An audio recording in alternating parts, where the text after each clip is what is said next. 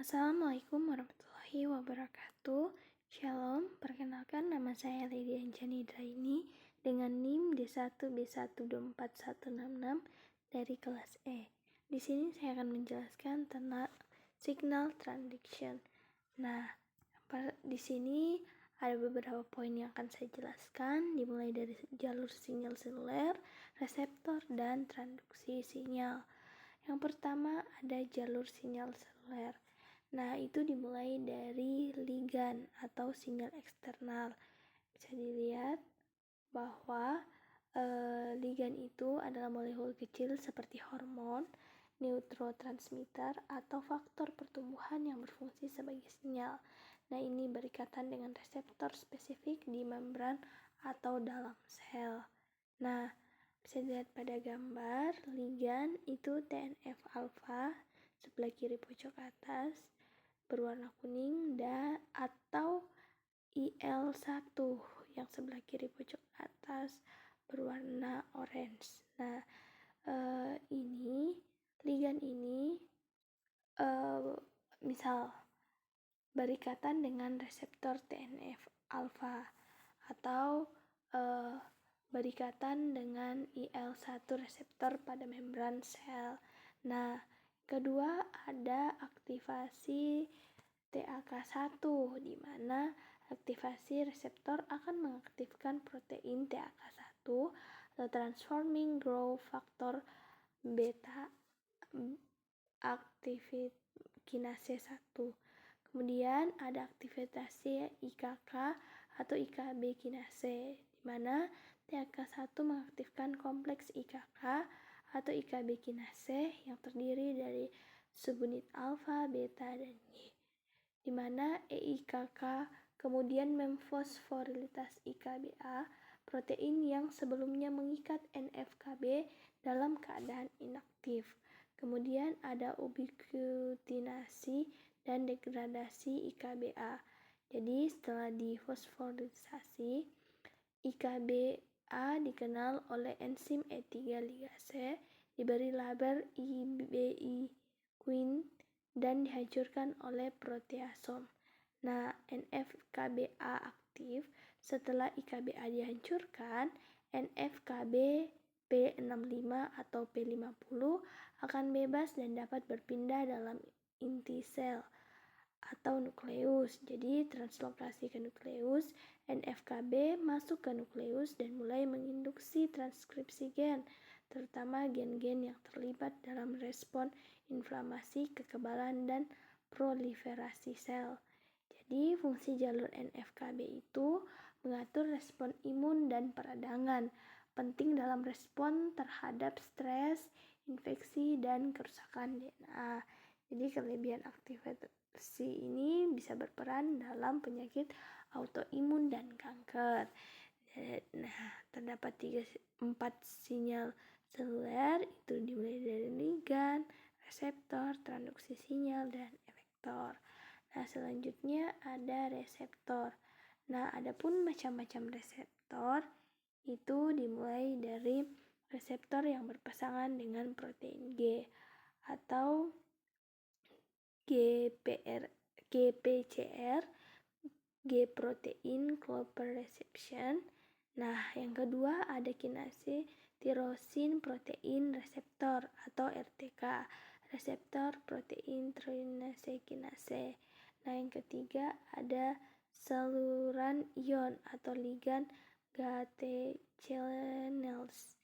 Nah, yang keempat ada reseptor hormon atau steroid faktor transkripsi. Nah, di sini juga terdapat gambar reseptor pada membran plasma. Bisa kita lihat pada gambar dimulai dari G protein coupled reception atau GPCRS. Nah, ini dimulai dari mengaktifkan G protein ini. Kemudian setelah mengaktifkan G protein, kita akan mengaktifkan enzim atau saluran ion. Nah, contohnya dari ini itu ada reseptor adrenalin. Nah, setelah itu enzim coupled reception atau ligan ini mengaktifkan domain enzimatik. Contohnya reseptor tirosin dan kinase. Nah, ini terlibat dalam pertumbuhan sel dan diferensiasi. Selanjutnya ada ion channel couple atau reception. Nah, ini akan membuka atau ligannya ini membuka kanal ion. Jadi ionnya itu akan masuk dan keluar sel. Nah, contohnya itu reseptor neurotransmitter seperti asetilkolin di otot. Nah, kemudian ada transduksi sinyal. Jadi, transduksi sinyal itu atau sinyal transduction adalah proses biologis di mana sel memproses sinyal eksternal seperti hormon, neurotransmitter, atau faktor pertumbuhan melalui serangkaian langkah molekuler yang menyebabkan perubahan fungsi atau aktivitas di dalam sel. Dengan kata lain, transduksi sinyal adalah cara sel menerjemahkan dan menangkapi sinyal dari lingkungan. Nah, ada komponen utama dari transduksi sinyal, itu ada 4, dimulai dari ligan. Nah, ligan ini adalah molekul kecil seperti hormon, neurotransmitter, atau faktor pertumbuhan yang berfungsi sebagai sinyal. Kemudian dia akan berikatan dengan reseptor spesifik di membran atau dalam sel. Nah, contoh dari ligan ini ada insulin, adrenalin, estrogen. Kemudian ada reseptor. Nah, protein khusus yang mengenali dan mengikat ligan dapat terletak di permukaan membran sel atau reseptor membran. Nah, di dalam sel itu disebut reseptor intraseluler. Jadi fungsinya itu untuk mengubah bentuk atau konformasi setelah pengikat ligan untuk memulai sinyal ke dalam sel. Kemudian ada jalur transduksi sinyal atau sinyal cascade. Jadi setelah pengikatan ligan, sinyal ditransduksi melalui serangkaian molekul perantara. Jadi contohnya itu protein G atau G protein couple reception GPCR. Kemudian ada kinase, misalnya MAPK, PKA, PKC. Kemudian molekul perantara kedua atau second messengers seperti CAMP, CA2+, IP3. Jadi fungsinya itu untuk memperkuat dan menyampaikan sinyal ke bagian dalam sel. Nah, yang terakhir ada efektor. Jadi, molekul yang memberikan efek akhir dari sinyal, misalnya aktivasi enzim, perubahan ekspresi gen, aktivitas transkripsi, pembukaan saluran ion, dan perubahan metabolisme sel. Jadi, itulah pemaparan materi dari saya, kurang lebihnya mohon dimaafkan. Semoga kita bisa mengerti pemaparan dari materi dari saya.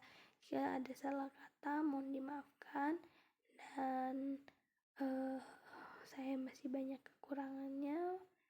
Jadi saya ucapkan terima kasih. Wassalamualaikum warahmatullahi wabarakatuh.